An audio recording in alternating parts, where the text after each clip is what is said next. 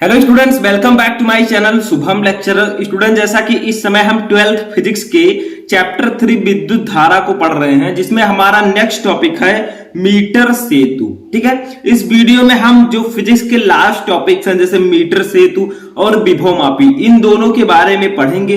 ये बहुत ही important topic है आपके इस चैप्टर से। ठीक है, इससे पहले के टॉपिक्स मैं आपको ऑलरेडी पढ़ा चुका हूं। तो चलिए स्टार्ट करते हैं मीटर सेतु, जिसे हम इंग्लिश में कहते हैं मीटर ब्रिज। सबसे पहले जानते हैं ये होता क्या है। देखिए, विक्षेप स्थिति पर आधारित वह उपकरण जिसकी सहायता से अज्ञात प्रतिरोध का निर्धारण किया जाता है, ऐसे उपकरण को मीटर सेतु कहते हैं।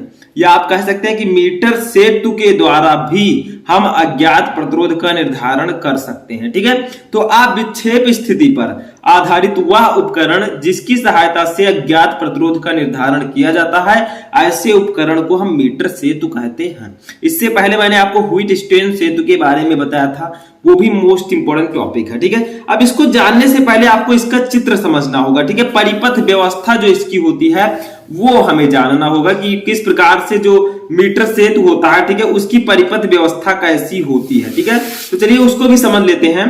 तो देखिए, सबसे पहले क्या होता है, इसमें लकड़ी की समतल बेंच होती है। देखिए, लकड़ी की इसमें समतल बेंच होती है, जिसके किनारों पर यल आकार की तांबे की दो पत्तियां लगी होती है। देखिए, ये यल आकार की, देखिए उल्टा यल बना है, ये यल आकार की तांबे की दो पत्तियां लगी हुई है, ये और ये। ठीक है, दो पत्तियां लगी हैं। इन दोनों पत्तियों के बीच दो रिक्त स्थान छोड़कर, देखिए इन दोनों पत्तियों के बीच ये देखिए रिक्त स्थान छोड़ा गया, यहां पर भी रिक्त स्थान छोड़ा गया। तो ये बीच में भी, ठीक है, यहां पर बीच में भी 1 मीटर, यानी कि यहां पर बीच में भी ये पत्ती लगी होती है। ठीक है, तो क्या होता है, सभी पत्तियों पर 3-3 संयोजक पेंच लगे होते हैं। देखिए, इस पर भी 3 पेंच हैं, 1 2 3। ठीक है, इस पर भी 3 है, 1 2 3, और इस पर भी 3 पेंच हैं। यानी कि प्रत्येक पत्तियों में 3-3 पेंचे लगी होती हैं। ठीक है, अब देखिए इसमें 1 मीटर लंबा तार, देखिए ये ए और सी, जो ये आपका 1 मीटर लंबा तार इसमें लगा होता है। ठीक है, 1 मीटर लंबा तार एसी लगा होता है। तो आप लिख सकते हैं इसमें 1 मीटर लंबा तार एसी लगा होता है। यह किसी मिश्र धातु जैसे मैग्नेन अथवा कांस्टेंटन का बना होता है। यानी कि जो आपका एसी तार है यह किसी मिश्र धातु का बना होता है, जैसे आपका मैग्नेन हो गया या कांस्टेंटन हो गया। ठीक है, और इसका प्रतिरोध बहुत अधिक, परंतु प्रतिरोध ताप गुणांक अल्फा होता है। ठीक है, तो इसका प्रतिरोध जो है बहुत अधिक होता है। तो इतना समझ में आया कि कैसे होता है। इसमें देखिए तांबे की 3 पत्तियां लगी हैं, एक ये और एक ये। ठीक है, अब यहां पर देखिए 1 मीटर लंबा तार लगा हुआ जो कि मिश्र धातु का बना है, एसी।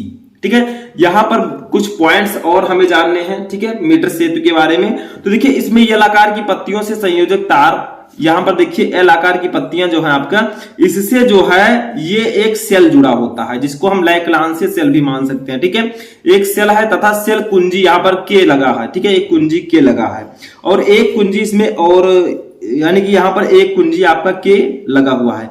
बिंदु बी से एक धारा मापी कुंजी K2, देखिए बिंदु बी आपका कहां, ये। ठीक है, इससे एक और धारा मापी कुंजी जो है K2 लगा होता है। ठीक है,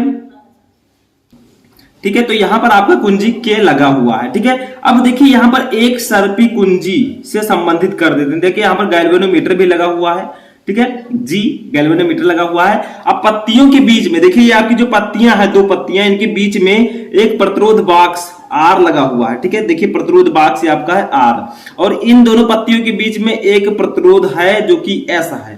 ये अज्ञात प्रतिरोध है। ठीक है, ये हमें निकालना है। तो ये मीटर सेतु की पूरी व्यवस्था है, जो कि मैंने आपको बताया कि इस प्रकार से इसकी व्यवस्था होती है। ठीक है, समझ में आ गया।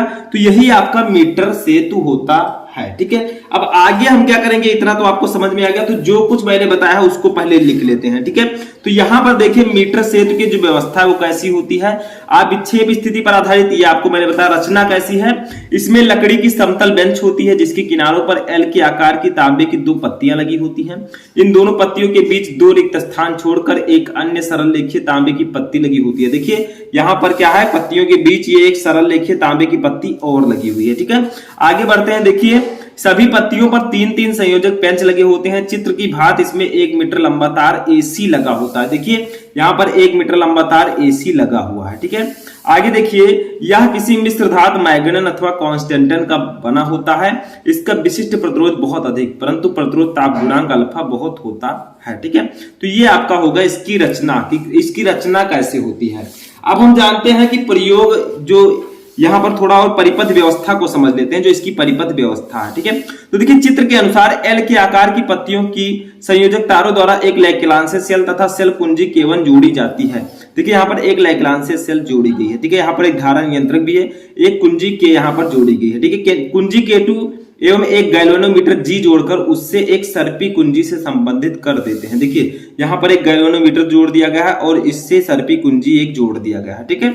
आगे देखिए क्या है, पत्तियों के बीच एक रिक्त में प्रतिरोध बॉक्स तथा दूसरे स्थान में अज्ञात प्रतिरोध का तार S जोड़ते हैं। यानी कि यहाँ पर देखिए इन दोनों पत्तियों के बीच एक प्रतिरोध बॉक्स और इन दोनों पत्तियों के बीच एक अज्ञात प्रतिरोध S को जोड़ा गया है, ठीक है। अब आगे बढ़ते हैं, प्रयोग विधि को इसके समझते हैं कि प्रयोग विधि क्या होगा। तो देखिए क्या होगा, सर्वप्रथम सेल कुंजी K1 तत्पश्चात धारा मापी कुंजी K2 को दबाते हैं, ठीक है। जब प्रतिरोध बॉक्स में कोई उचित प्रतिरोध R निकालकर जॉकी को तार AC पर स्पर्श के साथ चलाकर अविक्षेप स्थिति D प्राप्त करते हैं।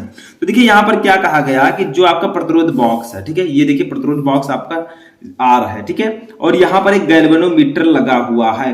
तो देखिए यहाँ पर AC है, आपका AC जो तार है इससे इस गैल्वेनोमीटर को यहाँ पर टच किया गया। तो क्या लिखा है, R निकालकर जॉकी को तार AC पर स्पर्श के साथ चलाकर अविक्षेप स्थिति प्राप्त करते हैं। तो देखिए यहाँ पर गैल्वेनोमीटर के द्वारा इस तार से हम लोग क्या करते हैं, स्पर्श कराते हैं, ठीक है, तब इसमें अविक्षेप स्थिति प्राप्त होती है, यानी कि कोई विक्षेप इसमें नहीं होता, ठीक है। अब यहाँ पर इसको बिंदु B मान लेते हैं। तो A से B के बीच की दूरी L है, तो B से C के बीच की दूरी क्या होगी, 100 - L हो जाएगी, ठीक है। तो वही अब हम लोग यहाँ पर लिखेंगे और थोड़ा सा समझेंगे। तो लिखेंगे हम लोग, यदि AD तथा DC भाग के, देखिए माना भाग AD L सेंटीमीटर, तो DC 100 - L सेंटीमीटर होगी, यानी कि AB जो है ये L सेंटीमीटर है, तो BC जो होगा आपका ये 100 - L होगा, ठीक है। तो यहां पर आप लोग AB लिख दीजिए, AB, ठीक है। अब देखिए यहां पर अब हम थोड़ा सा लिखेंगे आगे, क्या लिखेंगे, यदि AD तथा DC भाग के प्रतिरोध क्रमशः P तथा Q हो, यानी कि AD और DC भाग के जो प्रतिरोध है वो PQ तथा Q हो, यानी कि A और D, ठीक है, और क्या है आपका C और D, ठीक है। इसके प्रतिरोध अगर P और Q हो तो देखिए क्या होगा, प्रतिरोध जो होगा वो लंबाई के अनुक्रमानुपाती होगा। तो P/Q इक्वल टू हो जाएगा, क्या हो जाएगा, जो दूरी है AC AD और DC के बीच की जो दूरी है वो L/100 - L है, ठीक है। देखिए यदि AD तथा DC भाग के प्रति प्रतिरोध क्रमशः P और Q हो तो देखिए P/Q इक्वल टू जो दूरी है आपकी AB की उसको लिख देंगे अपान जो आपकी दूरी है BC की 100 - L वो कर देंगे, ठीक है। तो हमारा P/Q इक्वल टू हो जाएगा 100/L/100 - L। इसको मान लेंगे हम इक्वेशन नंबर फर्स्ट, ठीक है। अब देखिए अविक्षेप स्थिति में व्हिटस्टेन सेतु के सिद्धांत से हमें पता है, व्हिटस्टेन सेतु में मैंने आपको बताया था P/Q इक्वल टू R/S, ठीक है। इसको मान लेंगे इक्वेशन नंबर 2। अब समीकरण 1 तथा 2 से हम क्या करेंगे, देखिए चूंकि P/Q इक्वल टू है L/100 - L, तो हम P/Q के स्थान पर L/100 - L लिख सकते हैं, ठीक है। तो देखिए यहां पर क्या करेंगे हम, R/S इक्वल टू हो जाएगा, देखिए P/Q किसके बराबर है, L/100 - L के, तो यहां पर L/100 - L हो जाएगा, ठीक है। अब यहां से S निकालेंगे तो क्या होगा, ये आपका हो जाएगा S इक्वल टू 100 - L का गुणा R से हो जाएगा इंटू R अपान ये L जो है इस बट्टे में हो जाएगा तो L। देखिए आप लोग तिरछा गुणा कर सकते हैं, कैची गुणा, तो S का L से गुणा होगा तो SL होगा, और इसका 100 - L का R से गुणा होगा तो 100 - L इंटू R होगा, ठीक है। अब L जब इधर गुणा हो जाएगा SL का, तो L को इधर लाएंगे तो ये बटे में हो जाएगा, ठीक है। तो इस प्रकार से ये हमारा आ गया अज्ञात प्रतिरोध जो हमें S निकालना था, ठीक है। देखिए जो हमें ये S वाला प्रतिरोध है इसकी वैल्यू निकालनी थी, तो इसकी वैल्यू हो जाएगी S equal to 100 - L upon L into R, ठीक है। यानी कि जो आपका प्रतिरोध यहाँ पर है R और जो आपका ए से बी के बीच की दूरी L है और बी से सी के बीच की दूरी 100 माइनस L है। तो इसी के संबंध में ये फॉर्मूला आ जाएगा। ठीक है, तो ये आपका होगा मीटर सेतु। मीटर सेतु की रचना कैसी होगी, परिपथ व्यवस्था कैसी होगी और प्रयोग विधि कैसी होगी, सब कुछ मैंने आपको बताया। ठीक है, तो ऐसे ही आपको लिखना है। अब चलिए नेक्स्ट टॉपिक देखते हैं। अभी देखिए थोड़ा सा नोट लिख दीजिए आप लोग मीटर सेतु में। मीटर सेतु में अविक्षेप स्थिति लगभग तार के मध्य 40 सेंटीमीटर से 7 सेंटीमीटर में लेनी चाहिए, जिसमें कि दोनों भागों के प्रतिरोध समान रहे। यानी कि मीटर सेतु में जो अविक्षेप स्थिति लेंगे वो तार के मध्य लगभग 40 से 60 सेंटीमीटर लेंगे। ठीक है, ताकि दोनों भागों के प्रतिरोध समान रहे। दूसरा होगा जॉकी को तार एसी पर दबाकर नहीं चलाना चाहिए, अन्यथा अनुप्रस्थ परिच्छेद का क्षेत्रफल बदल जाएगा। ठीक है, यानी कि जो उसमें जॉकी थी उसको एसी पर दबाकर नहीं चलानी चाहिए। देखिए ये जो आपका जॉकी है इसको एसी जो तार है इस पर दबाकर नहीं चलानी चाहिए, नहीं तो क्या होगा, जो आपका क्षेत्रफल होगा वो बदल जाएगा। ठीक है, तो ये आपका होगा मीटर सेतु। अब देखिए हम देखते हैं विभवमापी, जिसे इंग्लिश में हम कहते हैं पोटेंशियोमीटर। तो विभवमापी नाम से स्पष्ट है। ठीक है, विभव को मापा जाता है। तो देखिए वह उपकरण जिसकी सहायता से आप विक्षेप विधि द्वारा किसी सेल का विद्युत वाहक बल यानी कि इलेक्ट्रोमोटिव फोर्स अथवा वैद्युत परिपथ के किन्हीं दो बिंदुओं के बीच का विभवांतर यथार्थतापूर्वक मापा जा सकता है, ऐसे उपकरण को विभवमापी कहते हैं। यानी कि इस उपकरण के द्वारा हम विद्युत वाहक बल और विभवांतर को माप सकते हैं। ठीक है, समझ में आ गया। तो विभवमापी की बनावट कैसे होगी, देखिए बनावट जो है किस प्रकार से होगी। इसमें लकड़ी की 1 मीटर लंबी एक बेंच होती है। ठीक है, इस बेंच के किनारे पर तांबे की पत्तियां लगी होती हैं। यानी कि इसकी बनावट जो होती है उसको मैं दिखा देता हूं। ठीक है, इस बेंच के किनारे पर तांबे की पत्तियां लगी होती हैं। इन पत्तियों से मैग्नन अथवा कॉन्स्टेंटन का 4 से लेकर 12 मीटर लंबा तार लगाया जाता है। ठीक है, यह तार 1-1 मीटर के खंडों में व्यवस्थित रहता है। तो इस प्रकार से इसकी कुछ बनावट होती है। अब चलिए देखते हैं इसका सिद्धांत क्या है। ठीक है, तो सिद्धांत में आपको थोड़ा सा यहां पर समझना होगा। देखिए यहां पर ये आपकी जो संरचना है, ठीक है, इसमें मुख्यतः 1 मीटर लंबा तार व एक समान व्यास का प्रतिरोधक ए बी लगा होता है। देखिए ये ए और बी, ठीक है, ये जो है 1 मीटर लंबा व एक समान व्यास का धातु, ये कॉन्स्टेंटन अथवा मैग्नीज भी हो सकता है। ठीक है, यानी कि मिश्र धातु। तो इसका एक प्रतिरोधक तार ए बी इसमें लगा हुआ होता है। ठीक है, विभवमापी का सिद्धांत है।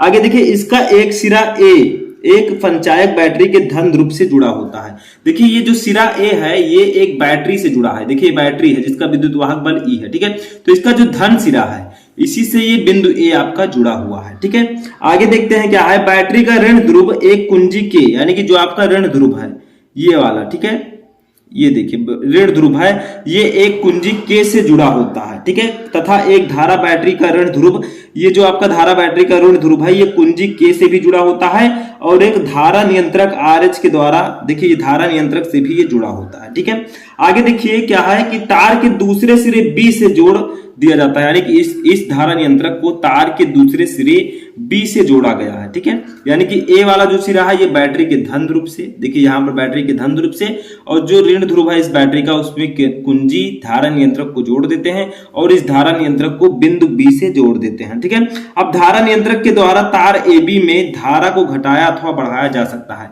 यानी कि जो आपका ये धारा नियंत्रक लगा है RH, इसके द्वारा हम तार AB में जो AB लगा हुआ है इसमें धारा को हम घटा या बढ़ा सकते हैं। ठीक है, अब देखिए यहां पर जो E है ये क्या है, E एक सेल है जिसका विद्युत वाहक बल हमें मापना है। यानी कि चूंकि विभवमापी के द्वारा हम विद्युत वाहक बल या विभवांतर को मापते हैं, तो E जो है ये एक सेल है जिसका विद्युत वाहक बल हमें मापना है।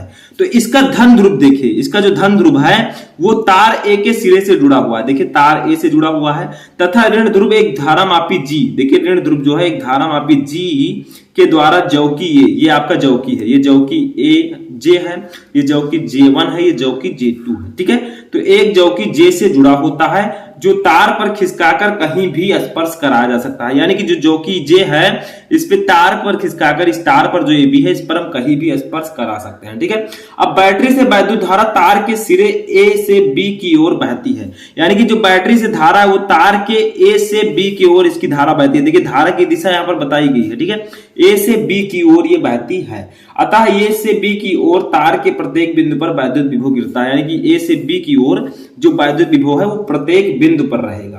ठीक है। अब तार की प्रति एकांक लंबाई में विभव पतन को हम विभव प्रवणता कहते हैं। यानी कि जो तार था इसके प्रति एकांक लंबाई में जो विभव पतन होता है उसी को हम विभव प्रवणता बोलते हैं और इसे हम K से डिनोट करते हैं। आगे हमारा यूज होगा। तो सबसे पहले देख लेते हैं जो मैंने आपको बताया कि एक तार AB है, एक जो A सिरा है ये बैटरी के धन ध्रुव से और B जो आपका ऋण ध्रुव है ये कुंजी के धारा नियंत्रक RS से जोड़कर बिंदु B से जोड़ दिया जाता है और जो E है ये एक सेल है, इसका धन ध्रुव जो है बिंदु A से जुड़ा है और जो ऋण ध्रुव है ये एक गैल्वेनोमीटर के द्वारा जो कि J से जुड़ा है। अब इसको हम खिसकाकर इसकी धारा को नियंत्रित कर सकते हैं। ठीक है, इतना समझ में आया। तो चलिए देखते हैं जो मैंने बोला। इसमें मुख्यतः 1 मीटर लंबा व एक समान व्यास का धातु कांस्टेंटिन अथवा मैग्नीज मिश्र धातु का प्रतिरोधक तार AB होता है। इसका एक सिरा A एक संचायक बैटरी के धन ध्रुव से जुड़ा होता है। बैटरी का ऋण ध्रुव एक कुंजी के तथा एक धारा नियंत्रक RH के द्वारा तार के दूसरे सिरे B से जोड़ दिया जाता है।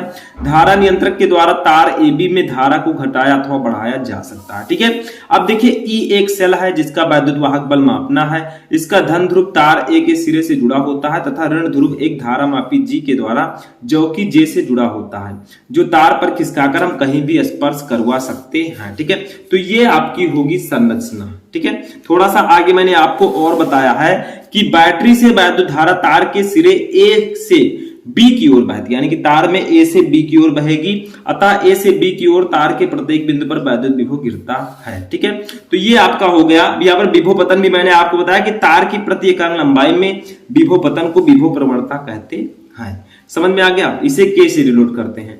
अब देखेंगे हम विभव मापी की सुग्राहिता कैसे निकालते हैं। ठीक है, तो सुग्राहिता में क्या है, कोई भी यंत्र जितनी सूक्ष्मतम राशि को यथार्थतापूर्वक माप सकता है उसे उस मापक यंत्र की सुग्राहिता अथवा सूक्ष्म ग्राहिता कहते हैं। देखिए, विद्युत वाहक बल मापना है या विभवांतर मापना है तो कोई भी यंत्र जितनी सूक्ष्मतम राशि को यथार्थतापूर्वक माप सकता है उसे उस मापक यंत्र की सुग्राहिता अथवा सूक्ष्म ग्राहिता कहते हैं। ठीक है, वही विभवमापी श्रेष्ठ होता है जिसकी सुग्राहिता अधिकतम होती है, क्योंकि वो बहुत ही सूक्ष्मतम राशि को माप सकता है, तो वही विभवमापी श्रेष्ठ होगा जिसकी सुग्राहिता अधिकतम होगी। अब देखिए, सूत्र सुग्राहिता अनुक्रमानुपाती 1/विभव प्रवणता, यानी कि विभव प्रवणता अगर कम होगी तो सुग्राहिता ज्यादा होगी। ठीक है, से स्पष्ट है कि सुग्राहिता अधिक होने के कारण विभव प्रवणता कम होनी चाहिए। अब विभव प्रवणता E से विभव प्रवणता कम होने के लिए अधिक लंबा तार प्रयोग करना चाहिए। ठीक है, तो ये इसकी सुग्राहिता हो गई। अब हम जानेंगे कि विभव मापी का उपयोग हम कहां कहां करते हैं, यानी कि विभव मापी को हम यूज कहां करते हैं। ठीक है, अब देखिए हम देखेंगे विभव मापी के उपयोग यानी कि यूजेज ऑफ पोटेंशियोमीटर। तो देखिए, सबसे पहला दो सेलों के विद्युत वाहक बलों की तुलना करना, यानी कि विभव मापी के द्वारा हम दो सेलों के विद्युत वाहक बल की तुलना कर सकते हैं। ठीक है, अब देखिए यहां पर एक चित्र बना है, इसी की सहायता से हम तुलना करेंगे। ठीक है, दो सेल के विद्युत वाहक बल की। तो देखिए, पहले विभव मीटर के तार के सिरे AB, देखिए यहां पर A और B दो सिरा है। ठीक है, A आपका ये है और B आपका A है। ठीक है, तो AB के बीच एक संचायक सेल अथवा बैटरी B1, ठीक है, इसके बीच एक संचायक सेल या बैटरी B1, देखिए ये आपका B1 है। ठीक है, ये B1, ये बैटरी लगी हुई है। धारा नियंत्रक RH, देखिए धारा नियंत्रक RH लगा हुआ है तथा एक कुंजी K1 इसमें लगा हुआ है, यानी कि इसमें बैटरी, धारा नियंत्रक और कुंजी लगी हुई है। ठीक है, अब देखिए B1 का जो धन ध्रुव है वो तार के सिरे A से जोड़ा जाता है। देखिए ये धन ध्रुव है, ये आपका तार के सिरे A से जोड़ा गया है। ठीक है, अब देखिए जिन दो सेलों E1 व E2, देखिए यहाँ पर दो सेल हैं E1 या E2 भी लिए गए हैं। ठीक है, इनके विद्युत वाहक बल की हमें तुलना करनी है, तो उनके धन ध्रुव को A से जोड़ देंगे। देखिए इनके धन ध्रुव को हमने बिंदु A से जोड़ दिया है तथा ऋण ध्रुव को एक द्विमार्गी, देखिए ऋण ध्रुव को मैंने एक दो मार्ग, देखिए दो मार्ग जा रहा है, ये यहाँ पर आगे चलकर एक आ जाएगा। ठीक है, तो द्विमार्गी कुंजी K2 से हम जोड़ देते हैं। देखिए यहाँ पर कुंजी जो K2 है यहाँ पर, इससे हमने इसे जोड़ दिया है। ठीक है, इतना समझ में आ गया। अब आगे देखते हैं, एक संट युक्त, यहाँ पर देखिए गैल्वेनोमीटर लगाया गया है, एक संट युक्त धारा मापी G से जोड़कर जो कि J से जोड़ देते हैं, यानी कि यहाँ पर एक धारा मापी G है जो आपका गैल्वेनोमीटर होता है। ठीक है, तो यहाँ पर संट युक्त गैल्वेनोमीटर है, इसको हम जौकी J से जोड़ देते हैं। देखिए यहाँ पर J एक जौकी दिया गया है। ठीक है, अब देखिए क्या करेंगे, इसमें हम विद्युत वाहक बलों की तुलना कैसे करेंगे।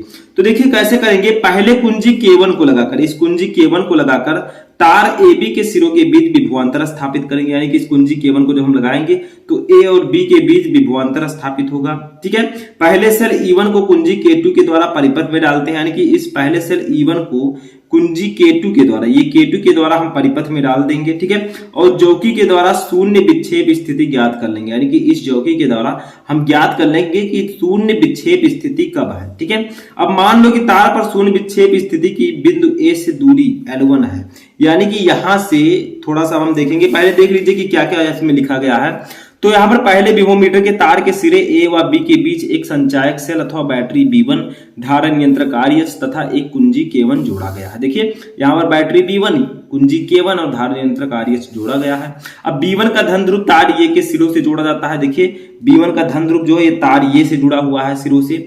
दो सेलों के बीच जो आपका दो सेल है E1 व E2, ठीक है, इनके विद्युत वाहक बलों की तुलना करनी है। उनके धन ध्रुव को A से जोड़ देते हैं। देखिए इसके धन ध्रुव को हमने बिंदु A से जोड़ दिया है। ठीक है, तथा ऋण ध्रुव को एक द्विमार्गी कुंजी K2 के द्वारा, देखिए ये द्विमार्गी कुंजी K2 के द्वारा एक संट युक्त धारामापी G से जोड़कर जौकी J से जोड़ देते हैं, यानी कि इसमें मैंने जौकी J से इसको जोड़ दिया है। अब देखिए पहले कुंजी K1 को लगाकर तार AB के सिरों के बीच विभवांतर स्थापित करेंगे, यानी कि जब इस K1 को हम दबाएंगे कुंजी को तो तार A के सिरों के बीच विभवांतर स्थापित होगा। अब पहले सेल E1 को कुंजी K2 के द्वारा परिपथ में डालेंगे और जौकी के द्वारा शून्य विक्षेप स्थिति ज्ञात कर देंगे। अब मान लो तार पर शून्य विक्षेप स्थिति की बिंदु A से दूरी L1 सेंटीमीटर है, यानी कि शून्य विक्षेप जो स्थिति है यहाँ पर इसकी बिंदु A से दूरी जो है वो L1 सेंटीमीटर अगर हो तो हम कैसे ज्ञात करेंगे इसको, देखिए ठीक है, L1 सेंटीमीटर अगर है तो E1 equal to K into L1 हो जाएगा, यानी आपका जो E1 है ये विद्युत वाहक बल है। ठीक है, पहले सेल का विद्युत वाहक बल ये इक्वल टू हो जाएगा K इंटू L1। K क्या है, विभव प्रवणता है। ऐसे देखिए जहां K तार पर विभव प्रवणता है, इसी प्रकार दूसरे सेल E2 को कुंजी K2 द्वारा परिपथ में डालकर पुनः शून्य विक्षेप स्थिति प्राप्त करेंगे। तो मान लीजिए दूरी स्थिति की बिंदु A से दूरी L2 सेंटीमीटर हो तो E1 equal to K into L1 था तो E2 equal to K into L2 हो जाएगा। ठीक है, अतः हम लिख सकते हैं दोनों को भाग देंगे तो E1 upon E2 equal to हो जाएगा K into L1 upon L2। देखिए अब हम क्या करेंगे, दोनों को भाग देंगे तो क्या होगा, E1 upon E2 equal to हो जाएगा, ये ऊपर हो जाएगा K L1 अपान नीचे हो जाएगा K L2।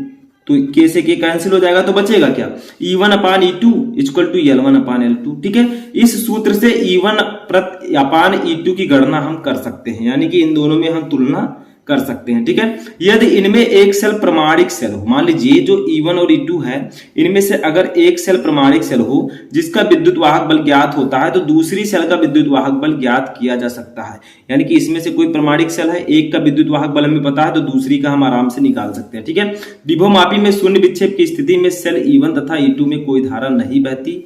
ठीक है, अर्थात जो सेल होता है आपका इसको खुले परिपथ में होती है। ठीक है, ये खुले परिपथ में होगी, अतः विभवमापी से सेल का यथार्थ विद्युत वाहक बल प्राप्त होगा। अब देखिए जब हम कुछ सावधानी, यानी कि दो विद्युत वाहक बलों की जब हम तुलना करते हैं तो हमें कुछ सावधानियां रखनी है, यानी कि प्रिकॉशंस। ठीक है, तो सभी सेलों के धन ध्रुव एक ही बिंदु A से जुड़ने चाहिए। जैसे देखिए यहाँ पर मैंने आपको बताया था कि जो ये आपके दोनों सेल हैं, इन दोनों सेलों के जो धन ध्रुव हैं वो बिंदु A से जुड़ना चाहिए, तभी दोनों सेल की हम तुलना कर पाएंगे। संचायक सेल का विद्युत वाहक बल सेल E1 तथा E2 में प्रत्येक के विद्युत वाहक बल से अधिक होना चाहिए, अन्यथा शून्य विक्षेप स्थिति प्राप्त नहीं होगी। तार का व्यास सर्वत्र समान होना चाहिए, अन्यथा विभव प्रवणता का मान सभी जगह समान नहीं होगा, यानी कि जो आपका तार है इसका जो मान है वो समान होना चाहिए। ठीक है, आगे देखिए तार में अधिक समय तक धारा प्रवाहित नहीं करनी चाहिए, अन्यथा तार गर्म हो जाएगा और तार का प्रतिरोध बदलने के कारण विभव प्रवणता जो है बदल जाएगी। ठीक है, आगे देखिए तार पर जौकी दबानी अथवा रगड़नी नहीं चाहिए, अन्यथा तार का व्यास सर्वत्र समान नहीं रहेगा। ठीक है, तो ये सब सावधानियां रखनी है दो सेलों के विद्युत वाहक बलों की तुलना करने में। तो ये था आपका पहला, ठीक है, फर्स्ट वाला उपयोग विभवमापी का। अभी एक और उपयोग है उसको भी देख लेते हैं। तो देखिए दूसरा उपयोग है किसी प्राथमिक सेल का आंतरिक प्रतिरोध ज्ञात करने में भी हम इसका उपयोग करते हैं। डिटरमाइनेशन ऑफ इंटरनल रेसिस्टेंस ऑफ ये प्राइमरी सेल्स। तो इसमें क्या होगा, इसका भी चित्र थोड़ा सा समझेंगे। तो इसमें भी लगभग वही है। इसमें देखिए B1 है, यहाँ पर एक सेल है, ठीक है B1, इसमें कुंजी K1 लगी हुई है, RH एक धारा नियंत्रक है, यहाँ पर यह आपका क्या है E है। ठीक है, ये क्या है, एक सेल लगा हुआ है, इसका आंतरिक प्रतिरोध स्मॉल r है, यहाँ पर एक गैल्वेनोमीटर है शंट युक्त, ठीक है। यहाँ पर प्रतिरोध बॉक्स आपका लगा है, कुंजी यहाँ पर K2 है, यहाँ पर कुंजी K1 है, ठीक है। यहाँ पर एक जौकी लगी हुई है J, समझ में आ रहा है। और यहाँ पर जो आपका बिंदु, ये आपका जो विद्युत वाहक बल है, इसका धन सिरा जो है ये बिंदु A से जुड़ा हुआ है, ये जुड़ा होना चाहिए, ठीक है। तो यही सब लिखना है हमें। देखिए इसके लिए विभवमापी के तार के सिरे A व B के बीच एक संचायक सेल B1, धारा नियंत्रक RS तथा कुंजी K1 जोड़ देते हैं। देखिए A और B के बीच, A व B से मैंने एक बैटरी, एक सेल B1, कुंजी K1 और धारा नियंत्रक हमने जोड़ दिया है, ठीक है। आगे देखिए क्या है, अब जिस वैद्युत सेल E का आंतरिक प्रतिरोध R निकालना है, उसके धन ध्रुव को A से तथा ऋण ध्रुव को एक शंट युक्त धारामापी G से जोड़कर जौकी J से जोड़ देते हैं। तो देखिए हमें इस सेल का आंतरिक प्रतिरोध निकालना है, ठीक है। तो इसके धन ध्रुव को हम A से जोड़ देंगे, ऋण ध्रुव को एक शंट युक्त धारामापी यानी कि गैल्वेनोमीटर से जोड़ देंगे, ठीक है। वही चीजें हैं। आगे देखिए इस सेल के सिरों के बीच एक प्रतिरोध बॉक्स तथा एक कुंजी K2 डालते हैं। देखिए इनके सिरों के बीच एक प्रतिरोध बॉक्स है और कुंजी K2 भी लगी हुई है, ठीक है। अब वैसे ही हम कर देंगे जैसे मैंने उसमें किया था। देखिए क्या कहा गया है, पहले कुंजी K1 को बंद करते हैं, K1 को पहले दबाएंगे तथा कुंजी K2 को खुला रहने देंगे। पहले इसको बंद करेंगे, उसको खुला रहने देंगे, जो आपका K2 है, ठीक है। यहाँ पर ये K2 है। अब जौकी के द्वारा तार पर शून्य विक्षेप स्थिति ज्ञात कर सकते हैं, यानी कि इस जौकी के द्वारा हम इस तार पर शून्य विक्षेप की स्थिति निकाल सकते हैं। मान लो इस स्थिति की बिंदु ए से दूरी L1 सेंटीमीटर है, बिल्कुल वैसे। चूंकि इस समय सेल खुले परिपथ में है, अतः इसकी प्लेट का विभवांतर V इसके विद्युत वाहक बल E के बराबर होगा। तो यहाँ पर भी E equal to K into L1 होगा, जहां K क्या है, तार का विभव परिवर्तन। वैसे ही सेम प्रोसेस है। फिर प्रतिरोध बॉक्स में से कोई उचित प्रतिरोध R निकालकर तथा कुंजी K2 को भी बंद करके प्रतिरोध R के सिरों के बीच लगने वाले विभवांतर V तथा तार पर शून्य विक्षेप की स्थिति ज्ञात करेंगे। तो जो आपका ये प्रतिरोध बॉक्स लगा हुआ है, ठीक है, इससे कोई उचित प्रतिरोध R निकालेंगे और कुंजी जो आपका K2 है, ठीक है, कुंजी K2 है, इसको भी बंद करके प्रतिरोध R के सिरों के बीच लगने वाले विभवांतर के लिए हम शून्य विक्षेप ज्ञात कर सकते हैं। अब मान लो इस स्थिति की A से दूरी L2 सेंटीमीटर है, तब फॉर्मूला क्या होगा, V इक्वल टू, यहाँ पर V इक्वल टू होगा K इंटू L1 उपरोक्त दोनों समीकरण से, यानी कि जो आपका E इंटू के L1 था और V इंटू के L2 था, आप दोनों समीकरण को भाग देंगे तो E upon V equal to क्या हो जाएगा, L1 अपान L2, क्योंकि K से K कैंसिल हो जाएगा तो ये इतना आ जाएगा। अतः सेल का आंतरिक प्रतिरोध क्या होगा, स्मॉल r इक्वल टू हो जाएगा R into E upon B minus 1, ठीक है। अथवा आप लिख सकते हैं R equal to R into L1 upon L2 minus 1, ठीक है। तो अब हम क्या करेंगे, इस समीकरण के द्वारा, इस समीकरण से R के मान की गणना की जा सकती है। प्रतिरोध R का मान बदल कर L2 के कई मान ज्ञात कर सकते हैं तथा प्रत्येक से सेल के आंतरिक प्रतिरोध की गणना करके औसत मान निकाल सकते हैं। यानी कि जो ये आपका स्मॉल r है, इस समीकरण के द्वारा, इस फॉर्मूले के द्वारा हम आंतरिक प्रतिरोध की गणना कर सकते हैं, ठीक है। समझ में आ गया। तो यहीं पर आपका ये चैप्टर भी समाप्त होता है और ये टॉपिक भी आपके समाप्त होते हैं, यानी कि मीटर सेतु और विभवमापी आपका लास्ट टॉपिक था। आई होप आपको दोनों टॉपिक समझ में आ चुके होंगे। थोड़ा सा टफ है लेकिन आपको समझना है, बहुत ही इंपॉर्टेंट टॉपिक है ये, ठीक है। तो आप लोग इसको अच्छे से नोट कर लीजिएगा। तो चलिए मिलते हैं किसी नेक्स्ट वीडियो में, तब तक आप लोग अपनी तैयारी करते रहें।